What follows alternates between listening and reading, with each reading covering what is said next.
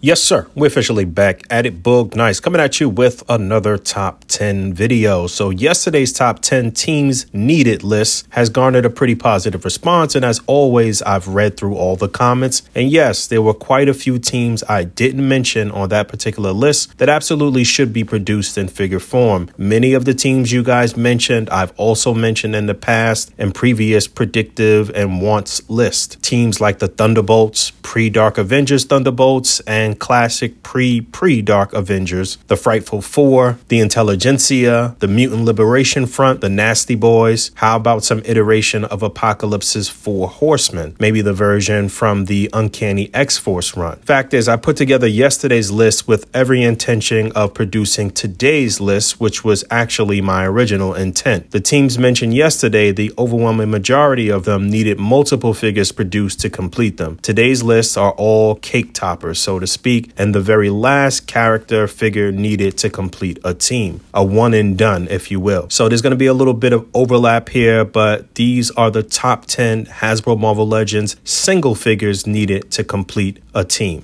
And go. A.C.B.A.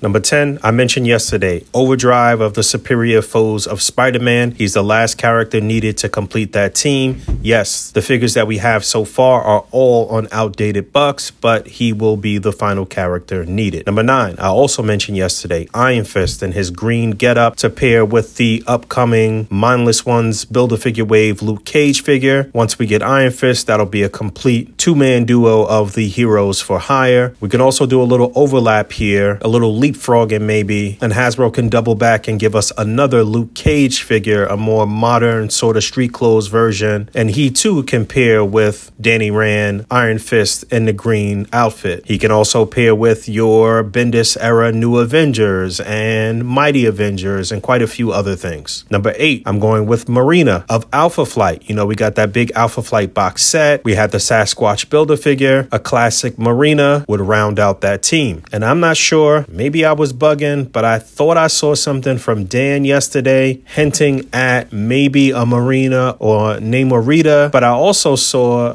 a video from X-Manny 87 who had highlighted that tweet from Dan, pretty much thinking the same thing. I actually didn't click on the video, but I could tell where he was going with it just by the title. And I think that tweet from Dan has since disappeared, so I don't know. So that actually brings me to number 7, which is Nymarita. I hope I'm pronouncing that right, as that will technically be the last character needed to complete a classic New Warriors. We got the tease for Vance at Comic-Con, so that'll round out that crew. Number 6, going with Wolfsbane, so we can round out our X-Factor team. You can see I do the little makeshift Wolfsbane in her street clothes here because we have yet to get her in the proper uniform to complete this team. Maybe our furry, feral female characters will continue, and off of Wolfsbane, they'll do feral and homegirl from the Starjammers. We'll see. Number 5, I'm going with Rachel Summers, aka Phoenix. Easy one. That'll complete our classic Excalibur team. It would actually be great if it was dual versions of Phoenix and we had a more modern look as well as her look that she was sporting when she was running around with Excalibur. That modern look can be paired with the Uncanny X-Men, but a 2-pack with 2 Rachel Grays would be awesome. Number 4, let's go with another version of the Fantastic Four, but this time we'll have She-Hulk in her Fantastic Four getup. They could utilize the new buck that they introduced for Power Princess that was revealed at San Diego Comic-Con a couple weeks ago. And I also mentioned this in the interview with Dan and Dwight that I love to see She-Hulk on that buck in her onesie as well, and her classic onesie, but absolutely She-Hulk on that new buck. It'd be easy to just get her in the classic sort of dark blue Fantastic Four costume. Number 3, I'm going with Destiny. This is a character that I've mentioned many times, but if we get a Destiny figure, we can complete a classic Brotherhood of Evil Mutants, and then she can also be used in the modern age. She showed up quite a bit in the House and Powers of X storyline and the stories that came after that, which I gotta actually still read a bunch of that stuff, but we long overdue for Destiny. Number 2, I'm going with Banshee and his classic green and yellow outfit. As you know, the Banshee that we got from Hasbro Hasbro originally is one of the worst figures that they've ever done. We know that this one too is near and dear to Dwight's heart because he wants to do this over and knock it out of the park. The Banshee that we did get in the Jim Lee costume is phenomenal. All they've got to do is do that again and change up the deco, and we will have a complete giant size X-Men team. And the number one character figure that we need to complete a team, to complete several teams, is Hank Pym in his yellow jacket uniform. This will round out quite a bit of different iterations of the Avengers, but a little bit of leapfrog here because I do suspect that the upcoming Haslab is going to be Giant Man themed, and I think that they can give us multiple versions of Hank Pym and costumes that they haven't been able to do yet. Actually, yellow jacket would be a redo from Hasbro because we did get a yellow jacket from Hasbro when they first took over from Toy Biz, but we need Hank Pym in his yellow jacket uniform. We need an updated Giant Man, which I think could be the core character in a Haslab. I'm on record saying that the Toy Biz Giant Man Build-A-Figure is probably the best Build-A-Figure of all time. Hopefully Hasbro can top that and really knock that figure out of the park. And then we also need Goliath. So, you know, what I've been thinking from the beginning is that the Haslab main offering could be Giant Man, and then it can just be smaller versions and different costumes for Hank, and maybe they could still throw in a Bill Forster Black Goliath too. So it could be Giant Man, Goliath, both versions of Goliath, including Bill Forster, yellow jacket, throwing a Wasp in there. In some ways those could be the tiers, but having those different costumes for Hank Pym will complete several Avengers teams, and hopefully here soon we will have the announcement of the Haslab and this prediction will come true. So let me know what you guys think. Let's talk about it in the comments below. Don't forget to rate, comment, and subscribe. Hit that bell down there. And until next time,